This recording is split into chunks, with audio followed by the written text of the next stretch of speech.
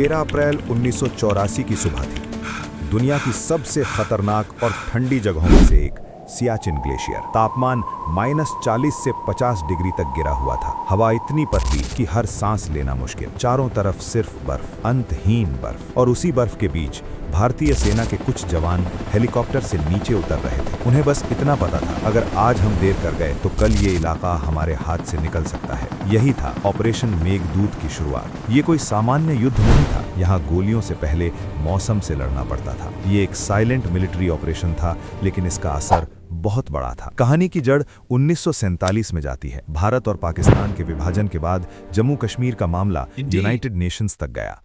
1949 में एक cease fire line तय हुई, जो आगे चलकर लाइन ऑफ कंट्रोल बनी। ये लाइन नक्शे पर NJ 9842 नाम की जगह तक साफ थी, लेकिन इसके आगे लिखा था thence north to the glaciers, यानी इसके बाद उत्तर की ओर ग्लेशियरों तक। यही अधूरा वाक्य आगे चलकर विवाद की वजह बना। 1970 के दशक में पाकिस्तान ने एक नई स्ट्रैटेजी शुरू की। उसने विदेशी माउंटेनियरिंग टीम्स को कराकोरम और सियाचिन क्षेत्र में जाने की अनुमति देनी शुरू की। कई अंतर्राष्ट्रीय नक्शों में सियाचिन को पाकिस्तान का हिस्सा दिखाया जाने लगा। ये सिर्फ नक्शे की गलती नहीं थी, ये एक प्लान्ड क्लेम था।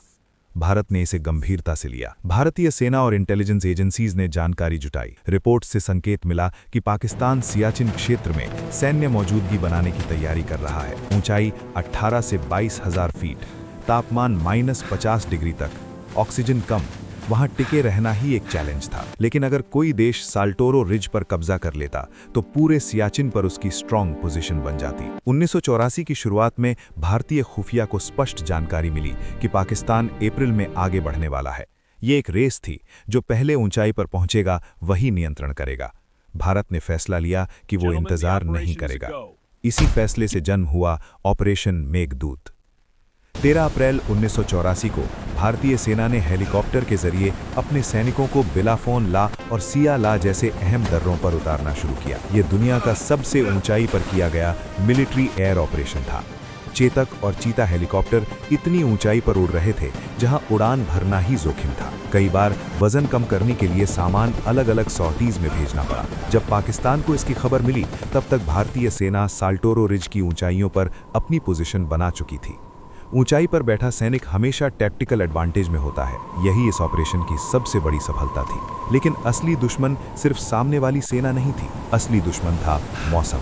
बर्फीले तूफान, गहरी क्रेवासेस यानी बर्फ की दरारें और ऑक्सीजन की कमी। हर छोटी सी गलती जानलेवा हो सकती थी। हथियार जम जाते थे, बैटरियां काम करना बंद कर देती थीं, पानी बनाने के लिए बर्फ पिघलानी पड़ती थी। हर दिन सर्वाइवल की परीक्षा थी। 1987 में एक और बड़ा मोड़ आया। पाकिस्तान ने एक ऊंची पोस्ट पर कब्जा कर लिया, जिसे बाद में कायद पोस्ट कहा गया। ये भारतीय सैनिकों के लिए खतरा बन सकता था। भारतीय सेना ने एक साहसी मिशन चलाया। नायब सूबेदार बाना सिंह और उनकी टीम ने कठिन चढ़ाई के बाद उस पोस्ट पर कब्जा कर लिया। ये बेहद कठिन ऑपरेशन था। उनकी वीरता के लिए उन्हें परमवीर चक्र से सम्मानित किया गया। उस पोस्ट का नाम बाद में बाना पोस्ट रखा गया। सालों तक सियाचिन में तैनाती जारी रही। यहाँ अधिकतर मौतें दुश्मन की गोली से नहीं, बल्कि मौसम और दुर्घटनाओं से हुईं। इसलिए सियाचिन को दुनिया का सबसे ऊंचा और सबसे टफ बैटलफील्ड कहा जाता है। 1999 के कारगिल युद्ध के दौरान भी सियाचिन की स्ट्रैटेजिक इंपॉर्टेंस साफ दिखाई दी। अगर 1984 में ऑपरेशन मेघदूत न हुआ होता तो स्थिति अलग हो सकती थी। साल्टोरो रिज पर भारतीय नियंत्रण ने बड़ा फर्क डाला। 2003 में दोनों देशों के बीच सीज फायर एग्रीमेंट हुआ, जिससे गोलीबारी कम हुई। लेकिन भारतीय सैनिक आज भी वहां तैनात हैं। सियाचिन सिर्फ एक ग्लेशियर नहीं है, ये नेशनल सिक्योरिटी का अहम हिस्सा है।